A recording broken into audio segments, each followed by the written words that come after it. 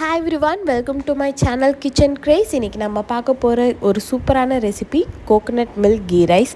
தேங்காய் பால் சேர்த்து ஒரு கீ ரைஸ் செஞ்சு நம்ம சாப்பிடும்போது ரொம்ப சூப்பராக இருக்கும். அது கூட ஒரு அருமையான சிக்கன் கிரேவி வச்சு சாப்பிட்டிங்கன்னா உங்கள் லஞ்சு சூப்பராக இருக்கும். அது எப்படி செய்யலாம் அப்படின்றத சொல்கிறேன். வாங்க நம்ம வீடியோக்குள்ளே போகலாம். ஃபஸ்ட்டு ஒரு குக்கர் எடுத்துக்கோங்க. சரிசமமான அளவு ஆயிலும் நெய்யும் சேர்த்துக்கோங்க. நெய் இதுக்கு அதிகமாகவே சேர்த்துக்கோங்க, அது நல்ல டேஸ்ட் கொடுக்கும். அதுக்கப்புறம் 2 பிரிஞ்சி இலை, 4 கிராம்பு, 1 ஏலக்காய் சேர்த்துக்கோங்க. அதுக்கப்புறம் 4 வெங்காயம் நல்லா பெருசாக நறுக்கி அதை சேர்த்துக்கோங்க. அதுக்கு தேவையான உப்பு போட்டு நல்லா வதக்கிக்கோங்க. நல்லா வதக்கிக்கணும்.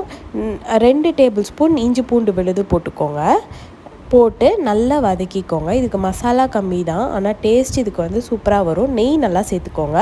4லேருந்து 5 பச்சை மிளகாயை நல்லா கீறி போட்டிருக்கேன். ஒரு 10 முந்திரி போட்டிருக்கேன். உங்களுக்கு தேவைன்னா இதை விட கொஞ்சம் அதிகமாக கூட நீங்கள் சேர்த்துக்கலாம். சேர்த்துட்டு பாஸ்மதி ரைஸை ஒரு 10லேருந்து 20 நிமிஷம் ஊற வச்சுருந்தேன் தண்ணியில். அதை எடுத்து நான் இதோட சேர்த்துக்கிறேன்.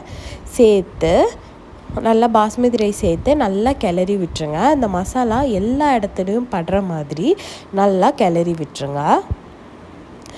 கிளறி விட்டுட்டு நான் இன்றைக்கி எனக்கு 1 கிலோ பாஸ்மதி ரைஸ்னால் 5 கப்பு வந்தது. நான் அந்த 5 கப் அளவுக்கு நான் 8 கப்பு தேங்காய் பால் ஊற்றினேன்.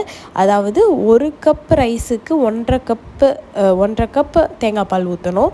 பட் நான் கொஞ்சம் எக்ஸ்ட்ராவாக ஒரு 1/2 கப் அதிகமாக ஊற்றிட்டு தேவைக்கப்போ உப்பு போட்டுக்கிட்டேன். அதாவது நீங்கள் உப்பு போடும்போது கொஞ்சம் உப்பு ரொம்ப அதிகமாக தெரியணும். அப்போ தான் வெந்து வரும்போது கரெக்டாக இருக்கும்.